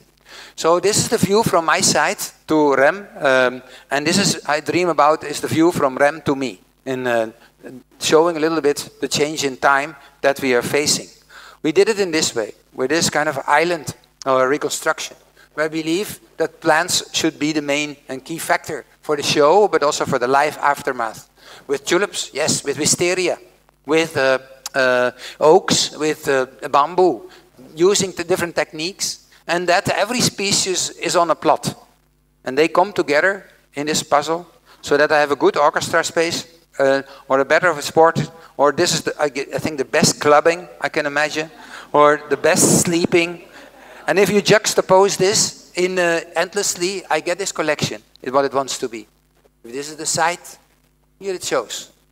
A mini grid city, tiny grid, only 20 by 10 meters, where I can expose these thousands of species to everybody. This is the map. These are my main drivers. If I go closely, alphabetically, here all the species are shown and placed from A in the north to the Z on the left, where they love the buildings, or the buildings should love them, and where this is the view from the boulevards that surround it. Again, scripting comes in. I advise you strongly to work on this computation part, to give the coding to the species. This is letter A, how it goes from A till Z, how it leads to this barcode, ultimately, of plants that forms this composition. Buildings, idem dito, make pixels that can drive on the base of that green dip, these buildings that help to show the plants also in the cohabitation with the houses. Here we train the plants again. We show every species. We did this in Delft to test how many rooting do they need, and then bring it to the Floriade to show what that could be done. Then I get nice renders, different renders on how that would look like. And we started with the public space. You can see it here in the wider streets, the narrower streets, and the plantation on the, of the arboretum on all the sides. And that leads to this element. We work bridges that are completely recyclable and are made with plants instead of without plants. We have the boulevard that goes all around. We have a loop to combine it with all the, say, cities around it. We make plazas with different landscape architects that are celebrating the mixing chambers of this species. And then we make the buildings. Some are horrible. And of course something worked not out with some of the developers that are there. Some are better. These woodies are quite good to do that. The central building was a nightmare. It was social housing and the operator didn't want to do anything. And we said this could be only a building where all the species come together and they should show us the catalog. We tried to do it with plants. They refused it. So the only thing we could do to make a painting of glass with all the collection imprinted in here on the facades. Here it's how it showed how people live in it and how the legenda, the key on the lower floor, explains where the positions are of all the plants and what we can do. We made an art center that is dedicated to water cleaning with these basins and that houses this exploitation of films on what a bio world could be. I still love them, to work with these artists and to see that this could be a vertical village, some sort of, where the stories that I was just explaining come together. That such a kind of simple test of what are the connection lines of feeding between the species leads to this kind of, I would say, very funny and beautiful films. Or how that also goes ahead in the sky and turns it into a sky city at a certain moment. Or how the production of the elements are connected with each other and leads to this kind of sorting devices. I love the German pavilion because they were daring to make paintings of how Bonn would look like, one of the most boring places in the world, and how they could imagine that fusion of it. I think for some of us it was a helpful tool.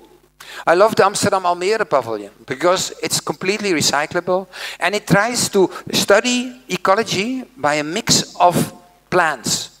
And that's what we have to do because like the pixel forest is so important because species work together. This is diversity to the max. And that is the new species who they can, how they could live together is very well studied in their pavilion. I take you to the House, which is basically a structure where any biological material is tested in all its composites to see it in the fragments of these houses. I take you to the school where we cover it with this kind of stuff. I take you to the wooden pixel, which is a test of with especially the nodes to make a flexible system to work on this method that I was describing. And that leads, I think, to a beautiful space where, again, the infill is testing this new material, this next nature habitats on this kind of, say, products or the seawood material, which is harvesting pieces of the sea of the Netherlands. That's the base. It's just closed, this Floriade, with a lot of critique and a lot of discussion, but it's there. And it's that is, I hope that you have that in mind. There will be always critique. As long that it is not clear that the critique is more than 50% of the population, go on, I would say.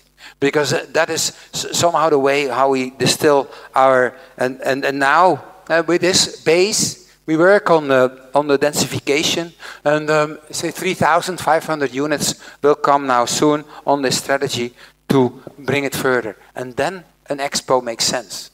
Then the horror in Hanover, when nothing happened afterwards, is somehow compensated in this effort. And what's then next? Well, now I go further, because now we did this, but we have to speculate on the future, the trends that are there, and how to study trends.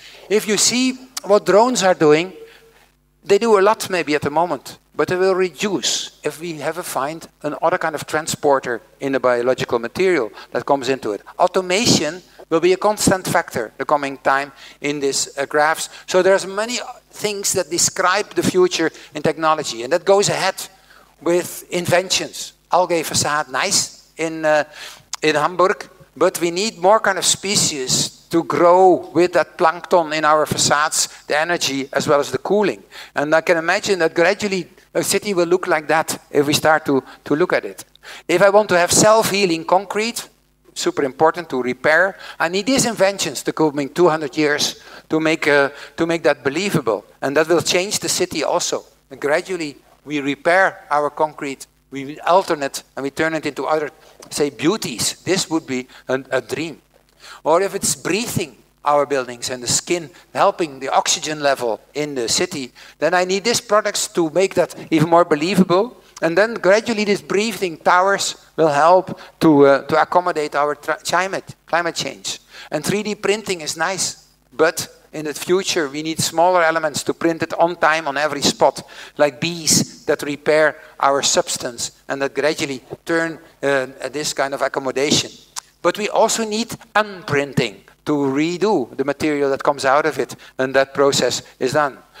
We can bet on champignons, on mushrooms, but there are more species that help gradually to make this rhizome that transforms the concrete production into something which is wilder and inclusive for nature and for all the elements that are there. And if we want to use plants, then I have to change the DNA of plants. I have to, the lignin production or the woodification have to be helped and unhelped. The branching has to be helped, so that maybe in the end we start with Stefano Boeri, but then gradually we make it into much more bigger fantasy, where I would like to make this kind of sponge that goes over the planet and gradually turns it into a breathing green environment. And that would transform a blue planet into a green one. That is accompanied with all these processes that we need and that some of you are now studying. That needs, this doesn't work as a film. No. Oops. This is terrible. No. And that leads to a planet that somehow this is done with Tonic, this advertisement, to show that it can be much more vivid, active, and spatial. And then, somehow, not everything was urbanism, everything became landscape, is what you have witnessed, I think, in this lecture. And that leads to an observation that, that Yuval made in Sapiens, where biology enables, culture forbids. There was someone this afternoon talking about culture a lot. But it's a nice quote, I would say, from a biological perspective, it's like nothing is unnatural, is what this is stressing. And with that, I come into chapter number 7, where I dream about biotopia, basically. From utopia and dystopia into this biotopia, where we use this year to think about that and to bring that together. We started in this first semester by designing the biggest house thinkable, design the world. We used some slogans to understand that you did, that you hang up, that you maneuvered through the space, but it somehow reminds us during this half year of what we are doing. And what is next? We work on the design with nature, towards nature instead of outside it, and define then this biotopia. What is it? A world that is fully biological, quickly and responsively degradable, adaptable, hyper-green and cool, with an updated synergy and ecosystem of built and non-built, of man and nature. How does it look like? Small film on Baba Papa. Baba Papa was a transformer, basically. Do you see how I sleep in that way and I need this space to breathe? I know, it's a bit claustrophobic, but it's conceptual. So what happens if I stand up? This stuff push me up, like in Charlie Chaplin's film, and I need space before. How big is that space that I basically need? I walk, and the space walks with me. It closes itself in the back after a couple of minutes. If I want to look up, yes, I can. I can do the information. If I need light, I want to do that. And I remember that Hermann Hertzberger told also me, make windows that does this, that you do this feeling, because that helps the gymnastics, but also the beauty of opening up. Can we create stuff that can do that? If I want to meet someone, here my son, his dog, how can it open itself and mitigate on that same second? If I wash my hands, I think pipeworks we don't need. Everywhere, this rubber, this material guides water to you so that you can do that. And yes, I can jump wherever I want and find this pool next to me. That is so I swim in this space, this temporal space. There's light coming from a distance. And this section shows and shows also the question: who is moving? Is my house moving, or am I moving? Is what this basically is, and that is the contradiction I think that happens over time. We split again. Son goes to school. I need a shower. It's Peter Zumthor avant la lettre. We can do that. We can copy any architect. Don't worry at that moment to do that. Clothes come to you, natural clothes in that way, grown by. I can select any jeans from that self-growing collection. I go further. I want to cook. Products come, given by the trees and by the chains of transports that are there. The material is cooking, boiling, and I can cook over there. So this film describes every minute of the day how we face flexible space, how we face minimal space in different tools. What was nice in the Kunsthalle a couple of weeks ago, that somehow you did it in the Light Festival in a more biological way. So you see films, still light, not there but beautiful, that somehow dream about this kind of transformative Barba Mama, ultimately, that we would like to make. And what is then next? We hope to have, in the beginning of January, an exhibition. We are aiming to add cables on the walls so that you can use it afterwards freely to hang everything in these atriums in that moment. So we go further with, I would like to have an invitation to invite the professors to come together and talk about methodology, express it over dinner a little bit and compare each other and say what is good and what is bad in a way and notate about that. That would be accompanied with that. What's the next? Then the semester 2 starts. And now we don't design the world anymore, then we design Czechoslovakia, Czech Republic in that way. Maybe a little bit of Slovakia because I have some troubles with the Tatra. So there is a... We'll see how far we come in that way and to apply that in that way. There will be a workshop in May coming up, the CZ workshop, where with Archip, with the university in Liberec and in Brno, we are trying to fantasize on that combination so that it will be then used as an exhibition in the end of the year. And what's then next? My final quotes, an epilogue. This was what I'm trying to do. I only talked about 3 components today. So there's work to do, and it should be continued.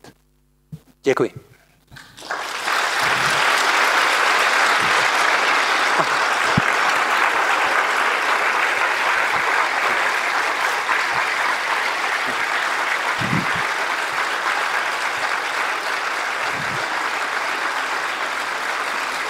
Wow.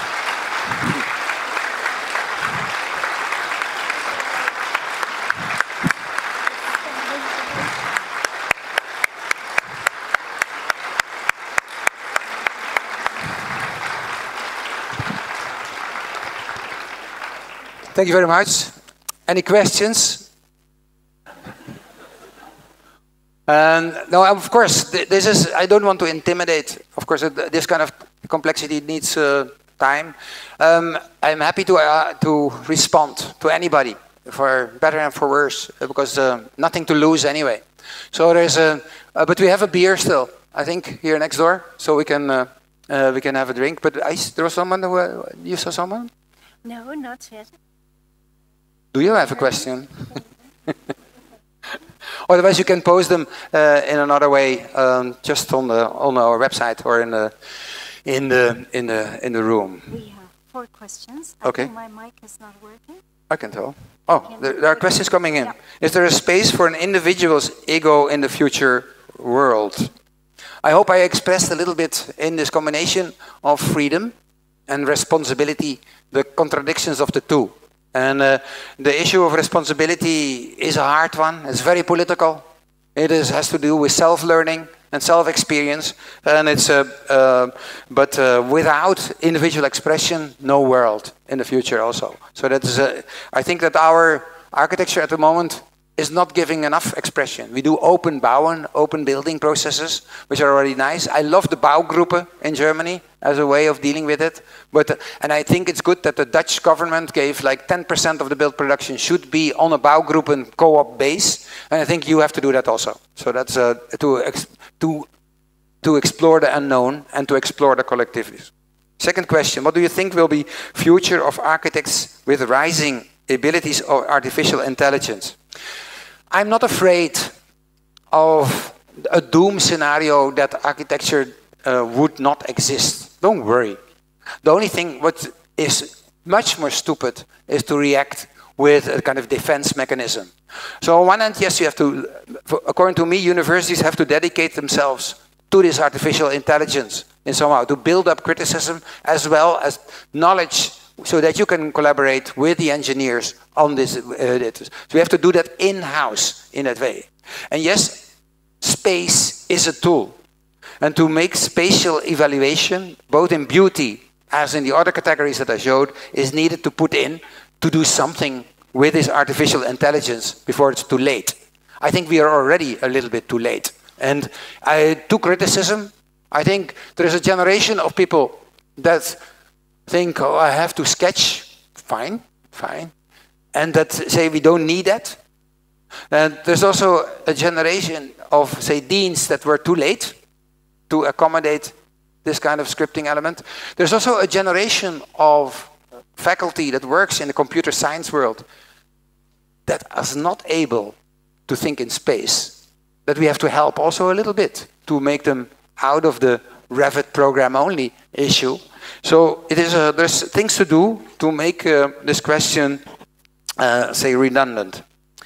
How do you compare mentality of Czech students to Dutch, even after a few months here? The good thing is it's just short now, so this is political. The studio is super nice because people want to work in a way. No, compare it not with Dutch, but with Yale or Princeton or Harvard. The students are so spoiled that they don't let them go, that they talk so long and don't produce. I think that is not completely happening here in the studio that I experienced. So I do hope that that is, and the Dutch in a way, I know that there's also a lot of, say, elitism already in the Netherlands, and that you get spoiled after a certain moment in education. But yeah, that's what we have to deal with it. I also witness a lot of skepticism on the other hand, not in this generation, but especially in the older generation. As you propose something, then first people say no. No, not possible. It's culturally not good. Blah, blah. So that's what you hear immediately. The skepticism, I can understand partly of a generation that comes out of an epoch in communist times where, yes, where it was raised basically the sensation of being skeptical to the systematics, and that is sometimes happening. So not on the students I see it, but somehow in my environments when I look at that. Skepticism can be good if it's productive, and if we can talk about it, what is the driver behind it and what's the perspective of it. If skepticism kills development, I would not advise it, and then I leave Czechia, obviously, if that would happen. Don't you find problematic the difference between visualizations, models, utopian thoughts, and the reality afterwards? Of course, it's very painful sometimes that you suggest something and you don't win, or they screw it up, like the first building in Tirana, in the widest sense. How can you deal with that is more the question behind this, because that will happen anyway. Crisis, this 20 crises of this summer, I didn't expect them. or maybe I should have expected a little bit more because of the research we do. But yeah, you have to give it a place in life. And there's it's a disappointments and things that half work. One thing is do a lot of things, because the percentage of success can be also related to the amount of production that you do. Never bet on one horse, as the Dutch would say, but do a lot of horses so that you can do that parallel. Find collaboration so that you can share appointments and disappointments is what I would mention. And be super, how can I say that, sharp in thinking about when, because sometimes a deception is also fruitful. I would not say that say the current, say, real estate crisis has also its good elements in it. And immediately put them in your projects within the next and comment on that from that perspective with all the knowledge that you have. I think that's the souplesse that we need to have in life and especially in architecture, which is domain of frustration and but also of glory and of beauty. So that is how to deal with that. And I hope that gives a bit of a reflection of the questions that you had. Thank you for posing them. This helps me also to formulate a little bit these nuances. Now I need a drink. I see you there. Thank you very much, Winnie. Thank you for starting this November talks, and thank everybody for coming. And if you need to repeat it, it's going to be on the YouTube channel of the faculty. Thank you. Okay.